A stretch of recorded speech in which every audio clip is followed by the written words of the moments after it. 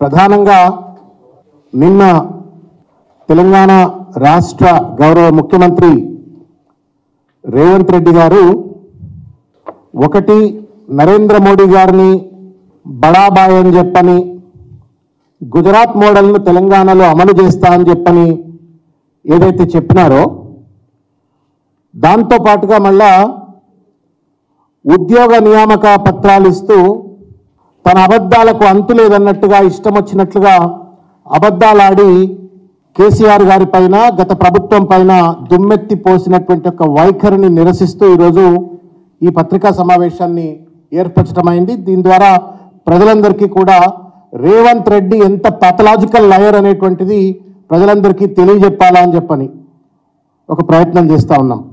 మిత్రులారా, 3 నెలల్లోనే 30,000 ఉద్యోగాలు రేవంత్ రెడ్డి ఇచ్చినా అని చెప్పి చెప్తా ఉన్నాడు. ఇది నమ్మశక్యంగా ఉందా? ఒక్కసారి తెలంగాణ సమాజం దయచేసి ఆలోచించాలని చెప్పి నేను కోరుతా ఉన్నాను. 3 నెలల్లో 30,000 ఉద్యోగాలు నేను ఇచ్చేసినానని చెప్పని నిర్లజ్జగా నిస్సిగ్గుగా అబద్ధాలు ఆడుతున్నటువంటి రేవంత్ రెడ్డి గారిని ఏమనాలో తెలంగాణ సమాజం దయచేసి చెప్పండి. పాథలాజికల్ కంపల్సివ్ లయర్గా మారిపోయినారు రేవంత్ రెడ్డి గారు. ఎందుకంటే అబద్ధాల పునాదుల మీద కాకమ్మ కబుర్లు చెప్పి ఉన్నాయి లేనట్టు లేని ఉన్నట్టుగా గత ప్రభుత్వం పైన ముఖ్యంగా కేసీఆర్ గారి పైన కేటీఆర్ గారి పైన దుమ్మెత్తిపోసి అధికారంలోకి వచ్చిన తర్వాత కూడా కుక్కతో ఒక గుండ్రాయి గడితే కూడా చక్కగా కాదన్నట్టుగా అదే అబద్ధాల పునాదుల మీద ఇవాళ అధికారాన్ని చెలాయిస్తూ ప్రజల్ని మభ్యపెట్టాలనే ప్రయత్నం చేస్తూ ఉన్నారు. నేను రేవంత్ రెడ్డి గారిని సూటిగా ఒక ప్రశ్న అడగదలుచుకున్నా.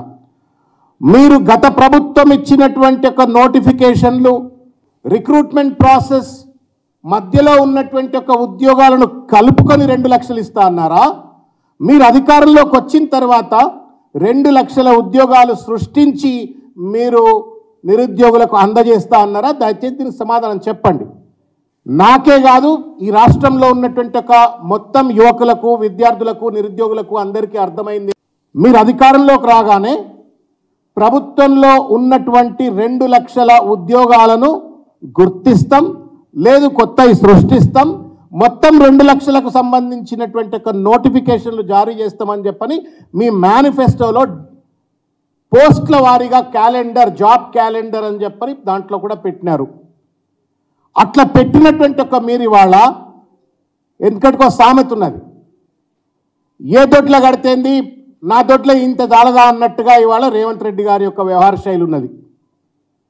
కాళేశ్వరం 86 పిల్లర్లలో ఒక 2 పిల్లర్లు ఉంగిపోతే దాన్ని రిపేర్ చేయకుండా దాన్ని పడావులో పెట్టాలనే కుట్ర చేస్తున్నటువంటి ఒక రేవంత్ రెడ్డి ఇక చూసినవా కేసీఆర్ గారే ఈ పిల్లర్ల కుంగుబాటుకు బాధ్యుడు అని చెప్పని బట్టగాల్చి మీద వేస్తున్న రేవంత్ రెడ్డి గారు.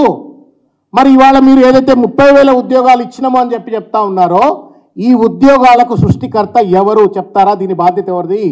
ఇది కేసీఆర్ కాదా అని చెప్పని ఇలా సూటిగా మేము ప్రశ్నిస్తా ఉన్నాం.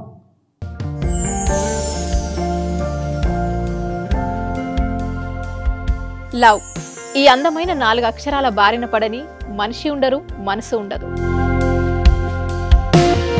ఈ లవ్ కొంతమంది జీవితానికి సరిపడా మధురమైన అనుభూతులను అందిస్తే మరికొంతమందికి జీవితాంతం వెంటాడే చేదు జ్ఞాపకాలను మిగిల్చుతోంది.